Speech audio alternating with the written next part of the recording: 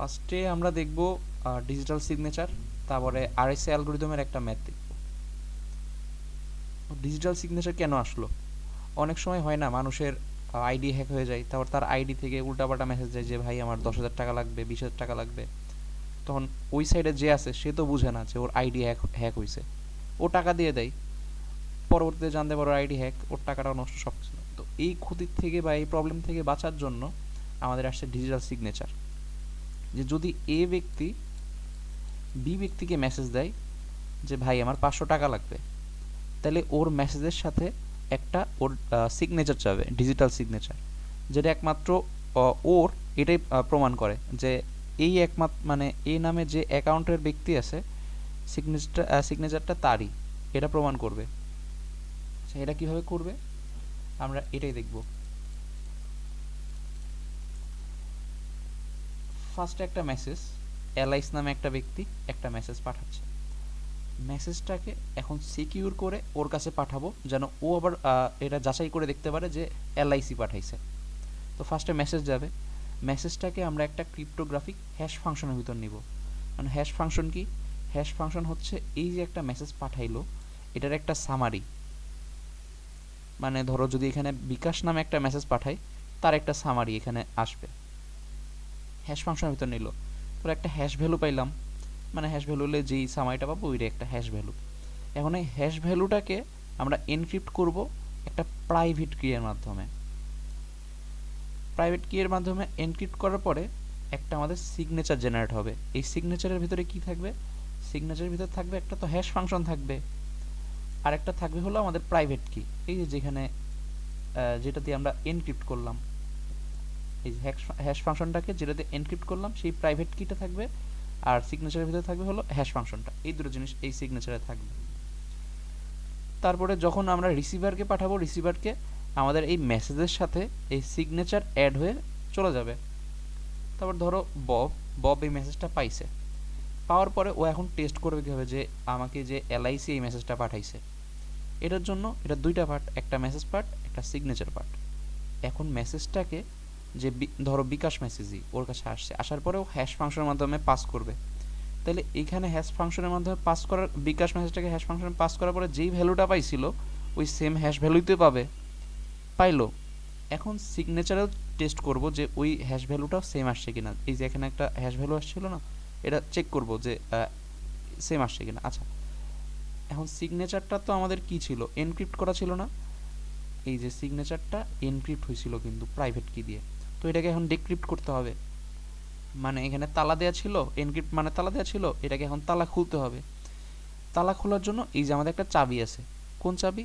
Public চাবি, public কি। Public কি দিয়ে এটা ডিক্রিপ্ট করব সিগনেচার। ডিক্রিপ্ট করার পরে কোনটা কি কি বের হবে?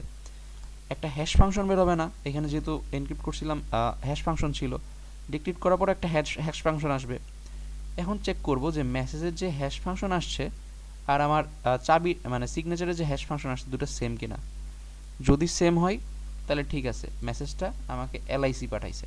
আর যদি সেম না হয় তাহলে মাঝখানে হ্যাকাররা কোনো উল্টাপাল্টা করছে। এখন এই ডিজিটাল সিগনেচারের কারণে কি কি হবে? ডিজিটাল সিগনেচারের কারণে অথেন্টিসিটি আসবে একটা। অথেন্টিসিটি মানে এটা যে আমাকে এলআইসি পাঠাইছে এটাকে অথেন্টিকেট করতে পারবো, কারণ যে কি দিয়ে, এটা প্রাইভেট কি দিয়ে এনক্রিপ্ট করা হয়েছে এটা একমাত্র এলআইসি জানে। এখানে হার লেখা হয়েছে কিন্তু এটা হবে হিম, যেহেতু এখানে আমরা পিকচারে দেখতেছি এলআইসি একটা ছেলে আর বব একটা মেয়ে। আচ্ছা, এলআইসির কাছে প্রাইভেট কিটা আছে, আর এই সিগনেচারটা ওই প্রাইভেট কি দিয়েই এনক্রিপ্ট করা হয়েছে আমরা দেখলাম। আর বব যখন এটা ভেরিফাই করছে পাবলিক কি দিয়ে, তখন তো এটা খুলে গেছে, হ্যাশ ফাংশন সেম আসছে। তার মানে এটা আমাকে এলআইসি পাঠাইছে, এটাতে অথেন্টিসিটি আসলো। পরে ইন্টিগ্রিটি হচ্ছে এই যে আমি হ্যাশ ফাংশন, মেসেজের হ্যাশ ফাংশন চেক করলাম যে, আর এটার হ্যাশ ফাংশন চেঞ্জ করলাম, মানে আমার মেসেজটা তো চেঞ্জ হয় নাই। যেন বিকাশের জন্য যেই হ্যাশ ফাংশন আসবে আর এখানে এনক্রিপ্ট করছে সেমই আসবে। আর এখানে আরেকটা জিনিস বলছিলাম যে মেসেজটাকে যদি হালকাও চেঞ্জ করা হয় তাহলে কিন্তু হ্যাশ ফাংশন চেঞ্জ হয়ে যায়। যখন দেখবে যে হ্যাশ ফাংশন ঠিক আছে, মিলতেছে, তার মানে চেঞ্জ হয় নাই, তার মানে মেসেজের ইন্টিগ্রিটি ঠিক আছে। তারপর হচ্ছে নন রিপুডিয়েশন। নন রিপুডিয়েশন হচ্ছে এলআইস, যখন আমি দেখবো যে হ্যাশ ফাংশন সেম, তখন এলআইস এটাকে না করতে পারবে না যে না ভাই আমি পাঠাই নাই। তখন ওকে এটা বাধ্য করবে যে হ্যাঁ আমি এই মেসেজটাই পাঠাইছি, যেহেতু এই প্রাইভেট কিটা আমার, দায়িত্বও আমার। তার মানে নন রিপিটেশন মানে হচ্ছে না করতে পারবে না, মেসেজটা হচ্ছে ও পাঠায় নাই। এই তিনটা জিনিস ডিজিটাল সিগনেচারের মাধ্যমে মেনটেন হয়। আর ডিজিটাল সিগনেচার দুই ধরনের হয়, একটা হচ্ছে আরএসএ বেসড আর একটা হচ্ছে ডিএসএ বেসড। আরএস এর ফুল ফর্ম আর ডিএস এর ফুল ফর্ম দেওয়া আছে আমাদের কোশ্চেনে, প্রিভিয়াস কোশ্চেনে কীভাবে আসে আরএসএ ডিএসএ থেকে, যেমন এখানে দিছিল যে working principal RSA based digital signature যেটা আছে ওটা এক্সপ্লেন করো ব্লক ডায়াগ্রামের মাধ্যমে। তারপরে ডিএসএ বেসডেরটাও আসছিল, দুটাই আসছিল, দুটার ব্লক ডায়াগ্রামটা দেখব। ফার্স্টে আরএসএ বেসড, এখানে কি করবে, একটা মেসেজ আসে, মেসেজটাকে আলাদা করে হ্যাশ ফাংশনের ভিতর নেবে। হ্যাশ ফাংশনে নেওয়ার পরে এই হ্যাশ ফাংশনটাকে ও প্রাইভেট কি এর মাধ্যমে এনক্রিপ্ট করবে। তারপরে আমার যে এনক্রিপ্টেড ফাংশন আসলো আর এখানে মেসেজ, দুটাকে একটা বান্ডেলের মধ্যে নেবে। এই বান্ডেলের মধ্যে তাহলে এখন কি আছে, একটা তো মেসেজ আছে আর একটা আছে যে হ্যাশ ফাংশনকে এনক্রিপ্ট করলাম, এই দুটা জিনিস আছে।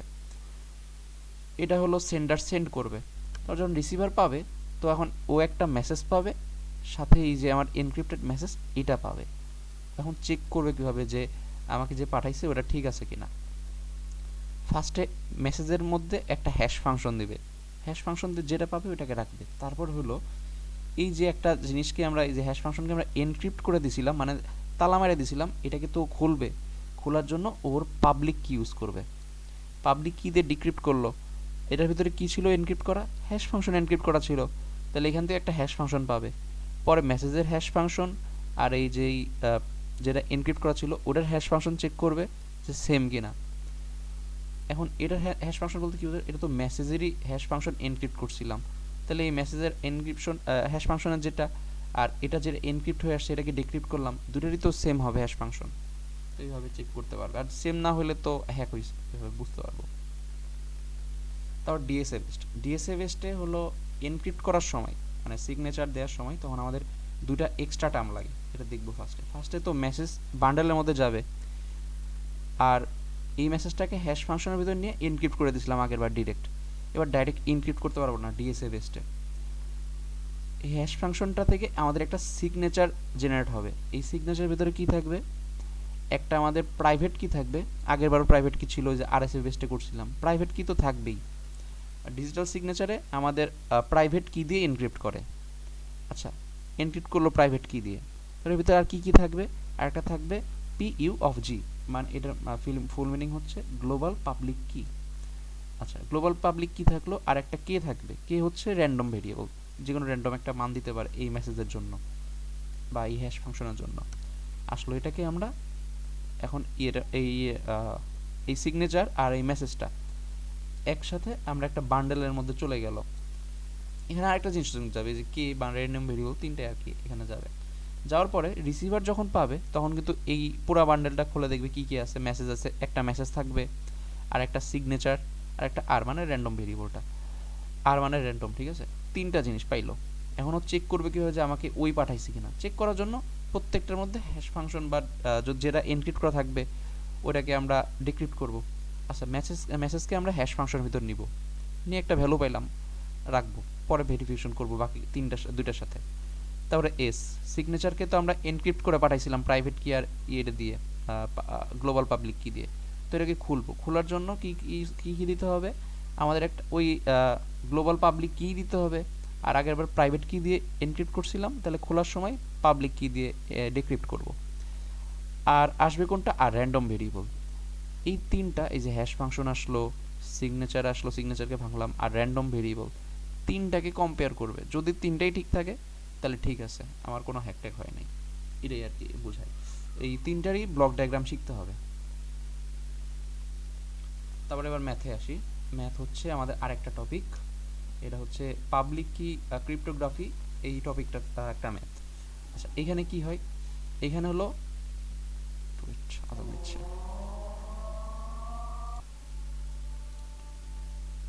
আগে আমরা দেখছিলাম যে আরএসএ তে একটা মেসেজ এনক্রিপ্ট হয়ে যাচ্ছে আর ওই সাইডে যা ডিক্রিপ্ট হচ্ছে, কিন্তু এনক্রিপশনটা কীভাবে হচ্ছে আর ডিক্রিপশনটা কীভাবে হচ্ছে এটা কিন্তু জানি না।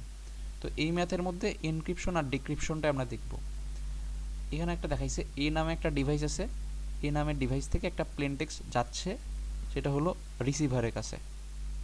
তো প্লেন টেক্সটটা ফার্স্টে এনক্রিপ্ট হবে, এটা হচ্ছে এনক্রিপশনের সূত্র। সি মানে হলো সাইফার টেক্সট। একটা এনক্রিপশন হয়ে, এই সূত্রের মধ্যে এনক্রিপশন হয়ে একটা সাইফার টেক্সট আসবে। এই সাইফার টেক্সটটা পরবর্তীতে ডিক্রিপশন হবে, এটা হচ্ছে ডিক্রিপশনের ফর্মুলা। ডিক্রিপশন হওয়ার পরে এই যে এম মানে হচ্ছে প্লেন টেক্সট, একটা প্লেন টেক্সট পাবো, পরে রিসিভার এটা দেখতে পারবে। মানে এই ম্যাথটা আমরা দেখব। আচ্ছা, এটার জন্য আমাদের কোশ্চেনে দুইটা প্রাইম নাম্বার দেওয়া থাকবে। এখানে প্রাইম নাম্বার দেওয়া আছে 7 আর 11।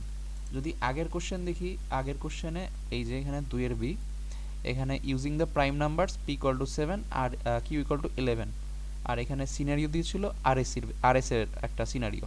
তাহলে বোঝা গেছে একটা আরএস এর ম্যাথ করতে হবে, আর এখানে প্রাইম নাম্বার কী কী দেওয়া আছে 7 আর 11।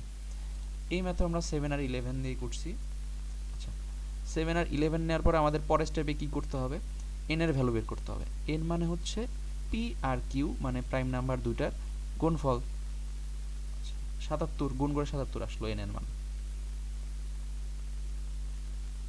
তারপরে হচ্ছে আমাদের এন পাইছি, এখন এখান থেকে ফাই এন এর মান বের করতে হবে। ফাই এন এর ফর্মুলা হচ্ছে দুটার থেকে এক এক মাইনাস করে গুণ। আগের বার ছিল পি ইন্টু কিউ, আর ফাই এন এর হবে P minus one Q minus one, এই দুটার গুণফল। আচ্ছা, ফাই এন এর মান পাওয়ার পরে আমাদের ফাই এন এর মান পেয়েছি 60 পাওয়ার পরে আমাদের এখন ই এর মানটা বের করতে হবে। আমাদের ফর্মুলা যদি দেখি, ফর্মুলাতে এই যে এখানে cipher text C equal to M, M মানে হচ্ছে প্লেন টেক্সট, আর এটা মানে হচ্ছে পাওয়ার, এম এর পাওয়ার ই, ই হচ্ছে আমাদের পাবলিক কি। তাহলে এইখানে যখন এনক্রিপশন হচ্ছে, এনক্রিপশনে আমরা কিন্তু পাবলিক কি ইউজ করতেছি, আর যেটা অথেন্টিকেট করছিল আমরা এই যে ফার্স্টের ডায়াগ্রামের মধ্যে, ওইখানে এনক্রিপশনের সময় আমরা কিন্তু প্রাইভেট কি ইউজ করছিলাম। তাহলে এটা খেয়াল রাখতে হবে আমাদের কি মেসেজ মানে অথেন্টিকেট করতে দিচ্ছে যে এ থেকে বিতে ঠিকমতো যাচ্ছে কিনা, বা এ বিকেই মেসেজটা পাঠাচ্ছে কিনা, এটা অথেন্টিকেট করতে বললে আমরা এনক্রিপশনের টাইমে প্রাইভেট কি ইউজ করব। আর যখন আমাদের মেসেজ পাঠাইতে বলবে, মেসেজ পাঠানোর টাইমে আমরা পাবলিক কি ইউজ করব। এটা নিচে ঠিকমতো লিখে দিছি যে যখন সেন্ডিং সিক্রেট মেসেজ ইউজ করব তখন এনক্রিপশনে পাবলিক কি, আর যখন ডিক্রিপ্ট করব তখন প্রাইভেট কি। বাট যখন আমাদের ডিজিটাল সিগনেচার বা অথেন্টিকেট করতে বলবে তখন এনক্রিপশনের সময় প্রাইভেট কি, আর ডিক্রিপশনের সময় পাবলিক কি। আচ্ছা, এবার আমরা ই এর মান পাইল ই। আচ্ছা, ইটা আমাদের পাওয়া বাকি আছে, এটা হলো পাবলিক কি। আর এম তো প্লেন টেক্সট তো দিয়েই দিবে, যেটাকে আমাদের এনক্রিপ্ট করতে হবে। তারপরে মড এন, এন এর ভ্যালুটা আমরা ওই যে ফার্স্টে পাইলাম দুইটাকে গুণ করে 77। তাহলে এখন পাই নাই কোনটা, ই এর ভ্যালু, ই হলো আমাদের পাবলিক কি। তো ই কে বের করার হচ্ছে যে আমাদের যে ফাইন পাইলাম, এখন ফাইনের গসাগু এক এক যেন এক হয়, একের থেকে বেশি না হয়। বা এটা তুমি সহজে মনে রাখতে যদি চাও, তাহলে ধরো 60কে এমন একটা সংখ্যা দিয়ে ভাগ করতে হবে, অবশ্যই সংখ্যাটা আমাদের একের থেকে বড় হইতে হবে, গ্রেটার দেন 1, বাট এটা লেস দেন ছোট হবে হলো ফাইনের থেকে। ফাইনের ভ্যালু কত পাইছি আমরা, যে 60 পাইলাম এখানে, তাহলে 2 থেকে 59-এর মধ্যে হইতে হবে। এখন হওয়ার মধ্যে সবচেয়ে ছোট যেটা, ওইটাকে আমরা আগে ধরবো। এখন আমাদের কত আছে, ফাইন 60 আছে। তো 60টাকে আমরা ভাগ করতে থাকবো। ফার্স্টে হলো 1 দিয়ে তো যাবে না, কারণ 1-এর থেকে বড় হইতে হবে। যদি 2 দিয়ে ভাগ করি তাহলে আমাদের 60 আসে, মানে ভাগশেষ তো 0 আসবে, তো আমাদের 0 আসতে হবে না, যেন ভাগশেষ কিছু একটা থাকে, 1 থাকে। তখন 2 দিয়ে ভাগ করলাম, 2 তো হইলো না।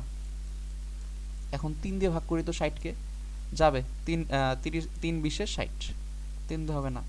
4 দিয়ে যদি করি, এর গসাগু করলে আলটিমেটলি কিছু একটা মানে ভাগ করা যাবে, 4ও হবে না।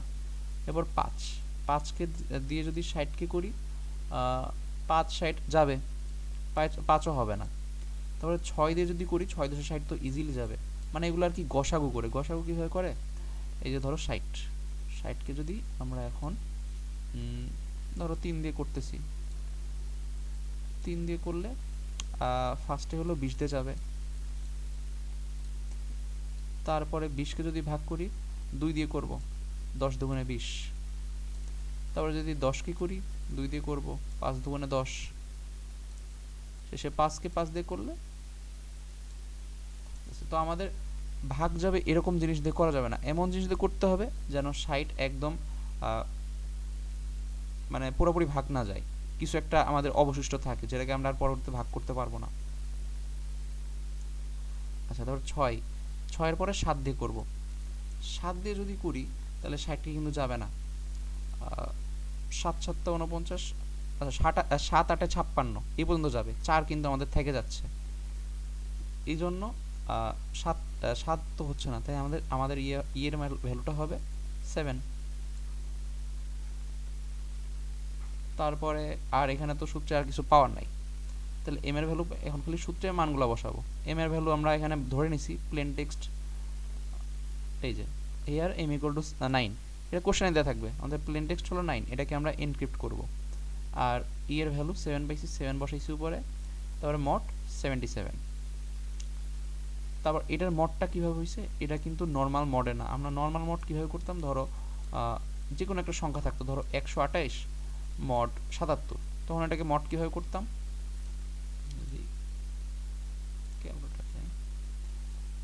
কত মড করব, 128 মড করব, 128 ফার্স্টে মড করছি কত দিয়ে, মড ধরো 77 দিয়ে, তাহলে ভাগ 77 করতাম, যেটা পাইতাম এই যেখানে 1 পাইছি পূর্ণ সংখ্যা, তাহলে পূর্ণ সংখ্যাকে এটা থেকে মাইনাস করে দিতাম, -1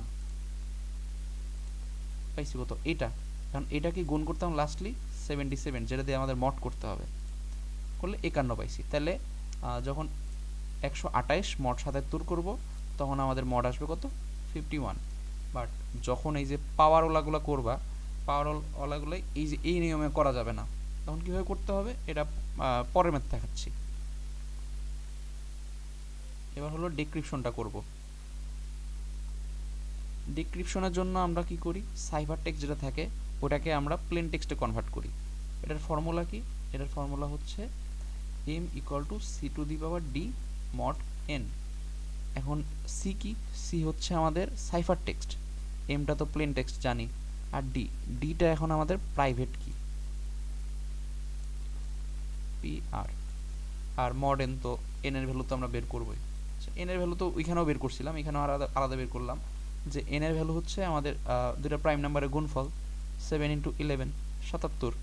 তারপর এইখান থেকে ফাই n বের করতে হবে, ফাইন কত হবে, দুটোর থেকে এক এক মাইনাস করে গুণফল, এখানে আসবে 6, এখানে আসবে 10, 6 × 10 = 60।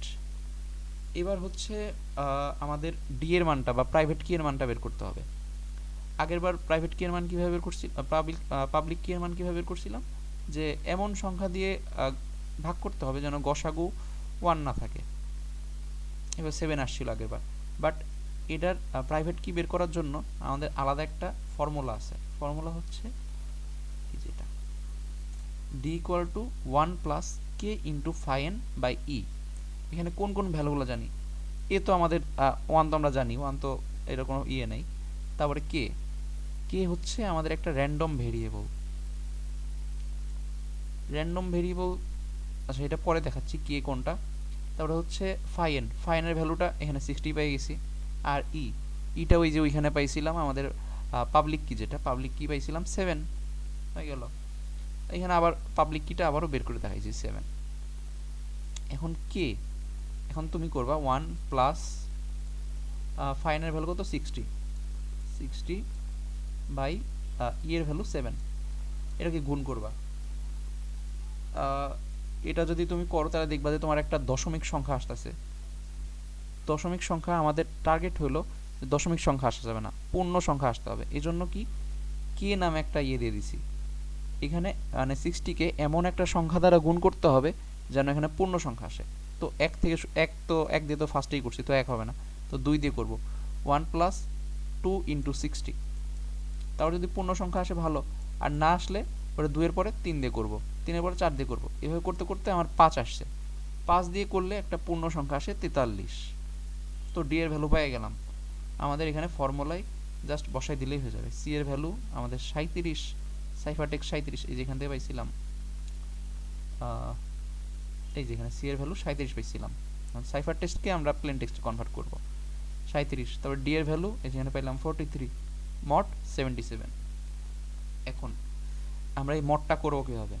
এখন 43 দেখছো না, 43কে আমাদের একটা বাইনারি ফরম্যাটে নিতে হবে। বাইনারি কত ছিল আমাদের ফরম্যাটটা? 1 2 4 8 16 32। এখন আমাদের কত এখানে? 43। 43-এর জন্য কোনটা আসবে? ফার্স্টে তো 32 আসবে, 32-এর 1, তারপরে 32 আর 8 40, 40 আর 2 42, 42 আর 1 43। তার মানে আমাদের 32-এর মড বের করতে হবে, 8-এর মড বের করতে হবে, 2-এর মড বের করতে হবে, আর 1-এর মড বের করতে হবে। ফার্স্টে ছোটটা থেকে শুরু করি। এই যে ফার্স্টে যদি 1-এর মড করি 37 পাওয়ার 1 মড 77, 37 পাওয়ার 1 মানে তো 37ই। এটা যদি মড করো দেখবে 37ই আসতেছে।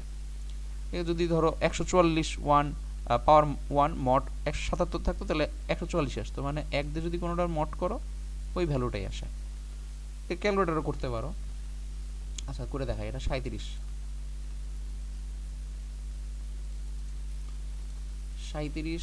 ভাগ 77 যেটা আসছে মাইনাস, পূর্ণ সংখ্যাটা মাইনাস করবো, -0।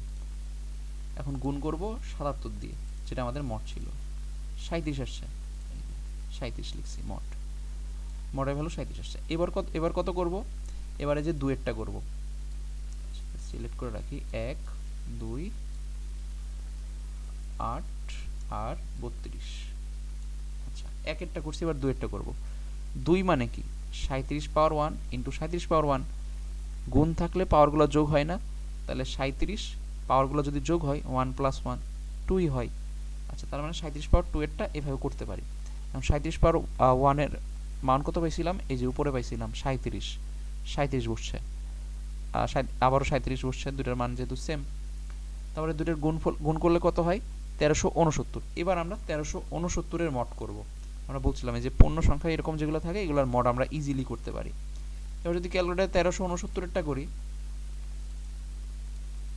1369 ভাগ 77, যেহেতু 77 দিয়ে মড আসছে। এবার পূর্ণ সংখ্যাটা মাইনাস করব, পূর্ণ সংখ্যা 17 করলাম মাইনাস, যেটা আসলো এটাকে গুণ করব 77 দ্বারা, 60 আসছে, এই যে এখানে 60 বসাইছি। এবার 2 পেলাম, 2-এর পরে 8। এখন 2-এর পরে 8 তো ডিরেক্ট যেতে পারবো না, কেননা এটাকে 2 দিয়ে যোগ করতে করতে অনেক টাইম লেগে যাবে। এজন্য আমরা 4-এরটাও বের করে রাখবো।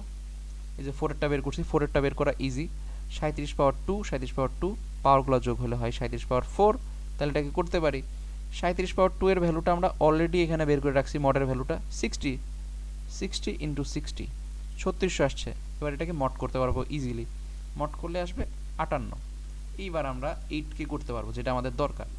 8-কে যদি করি তাহলে 4 ইন্টু 4 যোগ করলে 8 আসবে, তার মানে হবে 37 ইন্টু 4-এর ভ্যালু পাইছিলাম 58, 58 ইন্টু 58 মড করছি 53 পাইছি।